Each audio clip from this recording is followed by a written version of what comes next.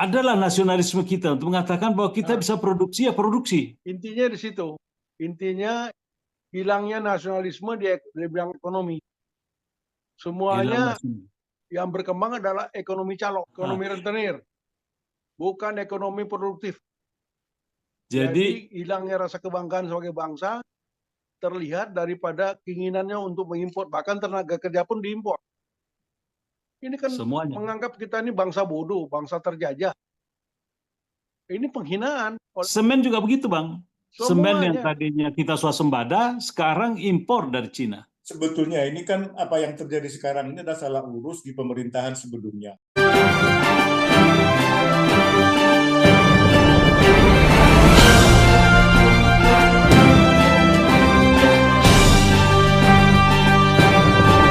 Assalamualaikum warahmatullahi wabarakatuh.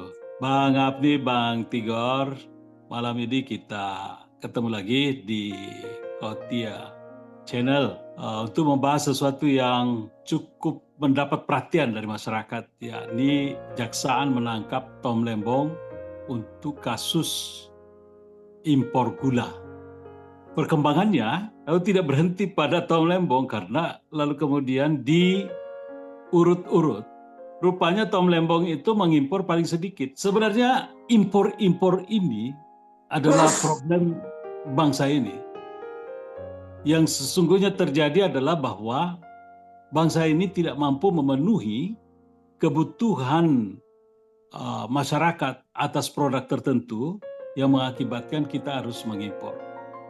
Dan kalau itu yang terjadi, lalu kemudian ditata.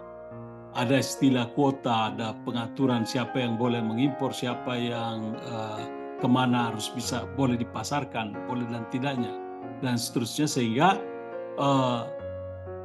mengimpor gula ini menjadi pasar tertutup sebenarnya, bukan pasar terbuka, namun pada ujungnya ditujukan kepada masyarakat.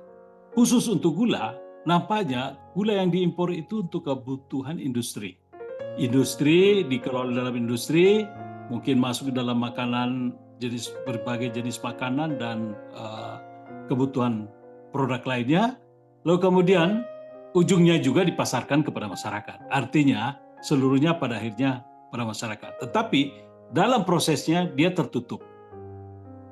Hanya untuk sejumlah kalangan, misalnya BUMN atau perusahaan-perusahaan tertentu yang dianggap capable untuk melakukan itu. Nah, seleksi atas itu semua sebenarnya sudah menjadi masalah sampai pada proses penunjukan dan penetapan harga. Nah, di sini menjadi problem dari impor bahan-bahan yang di dalam negeri kita butuhkan tetapi kita tidak mampu membeli.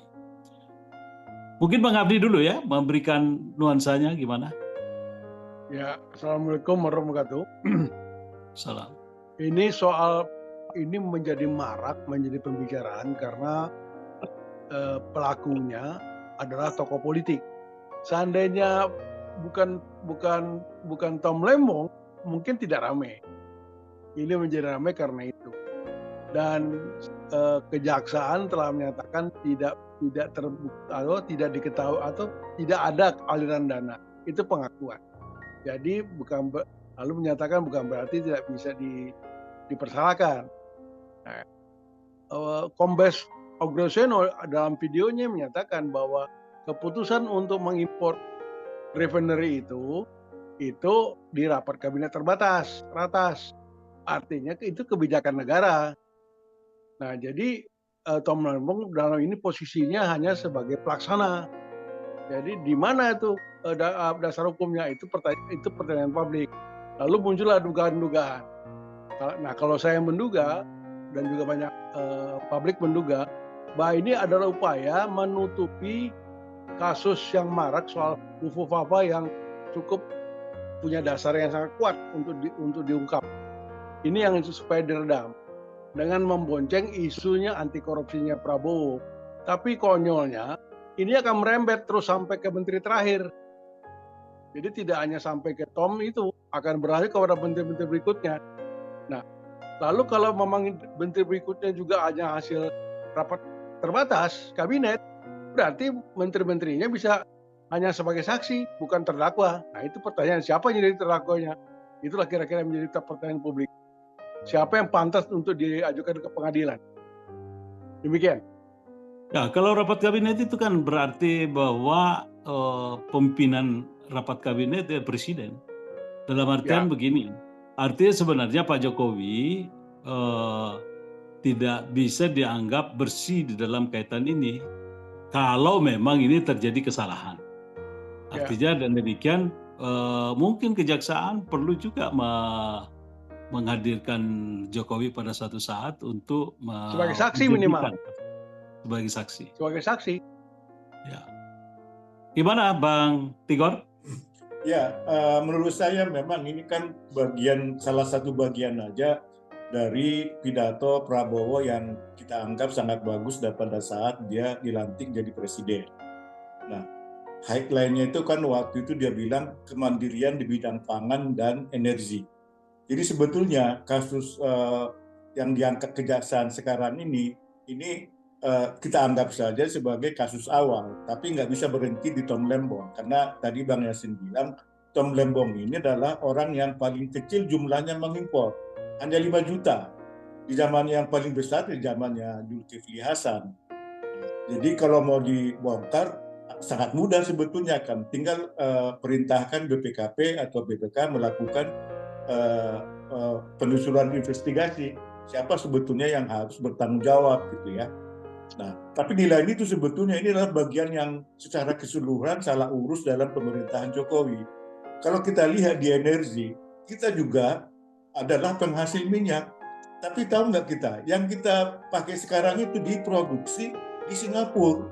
Karena apa? Karena seperti ada sindikasi bahwa pabrik kilang kita nggak pernah bertambah kapasitasnya, yang tua masih tambah tua, yang baru nggak jadi-jadi.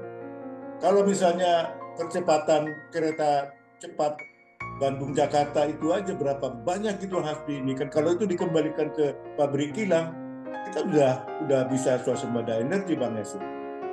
Iya, ini betul-betul jadi masalah bangsa ini. Jadi dari dulu ini perkelahian antara importir dan produser dalam negeri. Saya ingat pernah suatu ketika ada pengusaha ingin membuat kebun kedelai di Lampung besar-besaran.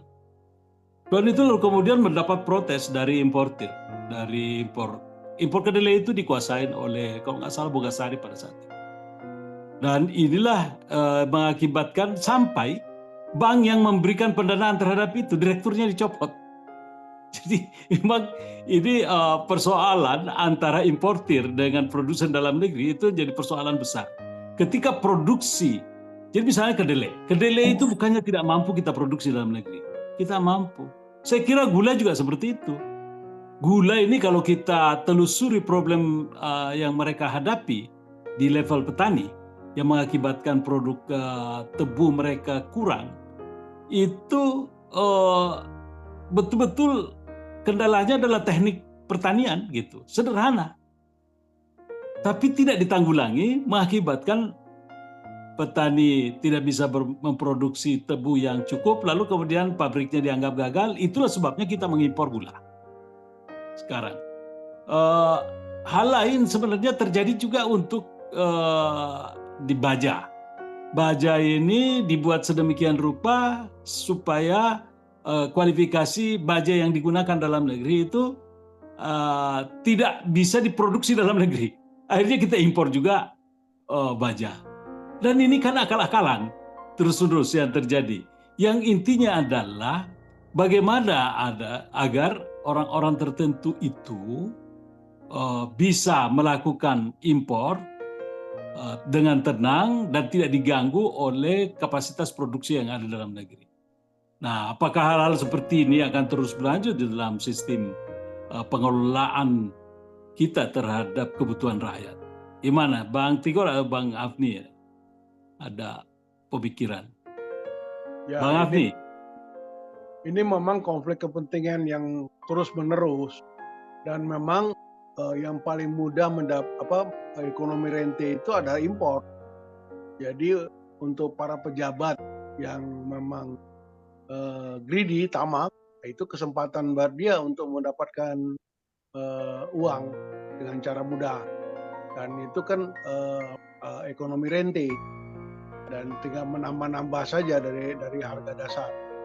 Nah, tapi ini kan menunjukkan tidak nasionalismenya para pejabat kita. Jadi menurut Ya, saya itu ya, ini dugaan masyarakat ini lebih kepada langkah-langkah politis saja, bukan untuk memberantas korupsi. Jadi dan memboncengi isu yang diangkat oleh Prabowo untuk ya, menenggelamkan isu, itu dugaannya. Jadi bukan soal ada terjadinya tindak pidana korupsi, bukan itu. Itu jalan masuk saja. Itu ya. boleh dong kita menduga sebagai rakyat. Nggak ada tuh undang-undang mengatur melarang menduga-duga. Ya, betul Bang. Jadi Ya, ini juga bisa meradi pengalihan isu. Cuman ini memang berdampak pada persoalan besar yang dihadapi oleh bangsa ini. oh iya, Refinery, ini pembangunan ini refinery bukan minyak. hanya persoalan, bukan hanya sekedar kalau ini terbongkar akan merembet kemana-mana. Kalau Ya, konsisten ya, ini kita satu setuju contoh, aja. satu contoh Itu misalnya soal lifting minyak yang tidak pernah bisa meningkat seperti yang disampaikan oleh Bang Tigor. Lifting minyak kita itu turun dari pertama lebih dari 1 juta, turun menjadi 900, 800. Kalau nggak salah sekarang itu antara 600-700 ribu barel per hari. Dan ini ditandai dengan sejumlah peristiwa yang tidak menyenangkan. Misalnya kalau eksplorasi untuk mendapatkan sumur-sumur minyak baru itu hampir dikatakan tidak berjalan karena susahnya birokrasi, investasi, bahkan hampir semua perusahaan dalam negeri tidak dianggap capable untuk terlibat dalam upaya mengembangkan produksi minyak ini. Lalu pada saat yang sama pembangunan kilang-kilang atau proses refinery itu selalu batal. Yang tercatat di ingatan kita paling tidak ada 5 kali. Di Kalimantan, di Sumatera sekali, kemudian di Jawa sekali, Sulawesi Selatan, di Parepare dan Selayar masing-masing 1 kali. Yang kemudian menunjukkan bahwa sebenarnya tidak ada keseriusan untuk meningkatkan produksi dalam negeri dari sudut energi ini. Dan bahkan yang terjadi adalah kita, seperti yang dikatakan Bang Tigor, kita serahkan kepada Singapura untuk mengelola. Lalu kita mengimpor bahan bakar minyak yang sudah jadi dari Singapura. Dulu RON 88 tidak bisa lagi ditemukan di seluruh dunia, hanya Singapura yang bisa memproduksi. Sekarang RON 90, 92, 95, 98 kalau nggak salah yang kita hasilkan itu juga. Demikian dengan yang lain-lainnya. Nah, bagaimana nih membuka ini agar adalah nasionalisme kita untuk mengatakan bahwa kita bisa produksi ya produksi gitu. di situ intinya. Nah, Intinya di situ. Intinya hilangnya nasionalisme di bidang ekonomi. Semuanya yang berkembang adalah ekonomi calo. Ekonomi rentenir. Bukan ekonomi produktif. Jadi hilangnya rasa kebanggaan sebagai bangsa terlihat daripada keinginannya untuk mengimpor. Bahkan tenaga kerja pun diimpor. Ini kan semuanya menganggap kita ini bangsa bodoh, bangsa terjajah. Ini penghinaan oleh para pejabat kita yang mengaku pejabat itu. Padahal dia hidup dari pajak kita. Dari ya semen juga begitu Bang. Semen yang tadinya kita swasembada sekarang impor dari Cina. Bayangin orang-orang pintar kita, ada dosen saya dulu, dia kuliah di Prancis. Kemudian dia ahli bidang miras pesawat tempur, bekerjalah di PTN. Akhirnya dia tidak terpakai, kembali ke Prancis ya. Jadi bekerja di pabrik miras di Prancis. Bayangin itu orang pintar kita.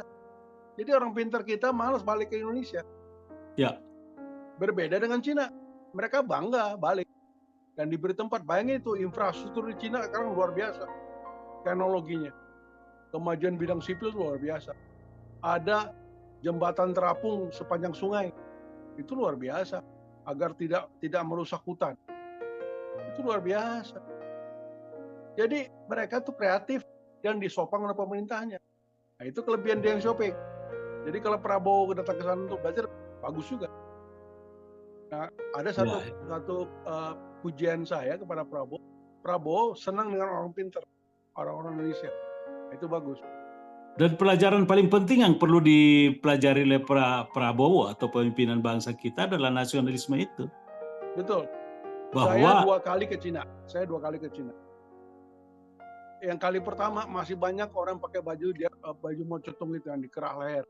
Tapi kemudian yang kedua udah maju luar biasa.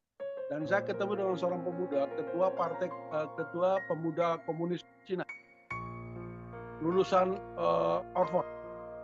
Dia berpakaian celana jeans, rambut dicat. Saya tanya, apakah Anda tidak menggunakan ideologi komunis lagi? Dia bilang komunis itu masa lalu, masa depan kami adalah kesejahteraan dan kebebasan. Itu pikiran mereka. Dan itu diterima. Kami butuh komunis untuk mempersatukan bangsa kami. Selebih itu enggak. Dalam bidang ekonomi kami kapitalis. Itu dinyatakan betul oleh ketua pemuda komunis Cina itu. Luar biasa. Artinya Bang. mereka bisa mempertemukan ini. Kapitalis dan komunis bersatu di Cina.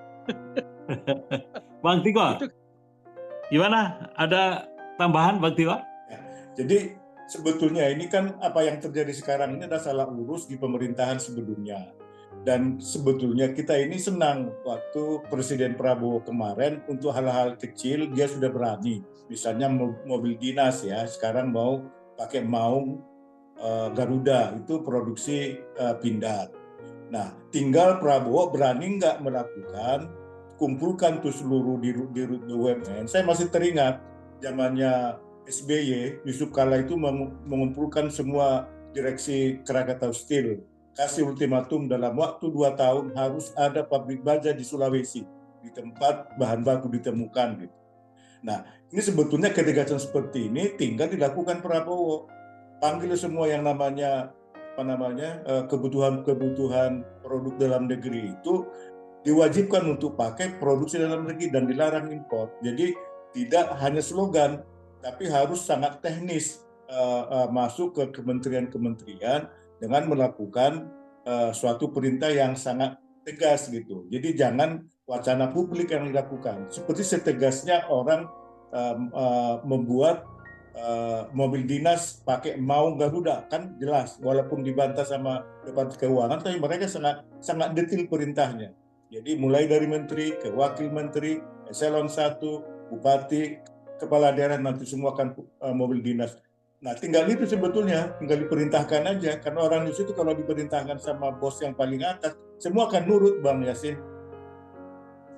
Oke, Bang Tigor, saya kira memang diskusi kita menyimpulkan satu hal bahwa kepentingan antara pelaku-pelaku ekonomi, baik para penjelajah produksi di luar negeri untuk kemudian digunakan dalam negeri disebut dengan importir itu, dan produsen dalam negeri itu selalu ada konflik. Dan ini tidak diselesaikan, dan terasa bagi kita bahwa memang tuntutan nasionalisme di bidang ekonomi ini adalah sesuatu yang mendesak. Dan menurut Bang Tigor ini jangan diambangkan, harus bersikap tegas, kurangi secepatnya impor dan produksi secepatnya kebutuhan kita dalam negeri. Demikian saya kira pertemuan kita. Terima kasih pemirsa yang telah menyaksikan. Kalau channel ini dianggap bisa memberikan sumbangsi, mohon di-subscribe dan like. Semoga bisa berlanjut terus.